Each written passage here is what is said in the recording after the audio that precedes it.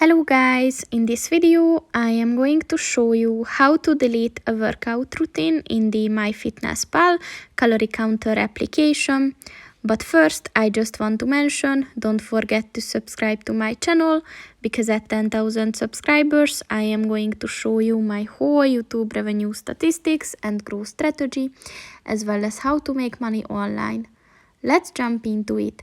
First of all, open the application on your phone. And then click on the More button at the bottom of the page on the right. And then just look for the Workout Routines button. And then just click on the My Routines button. And at the routine, there are 3 dots, so just click on them. And then click on the Delete button. And again, the Delete button if you want to. And that's pretty much it for this video, guys. See you in the next one. Goodbye.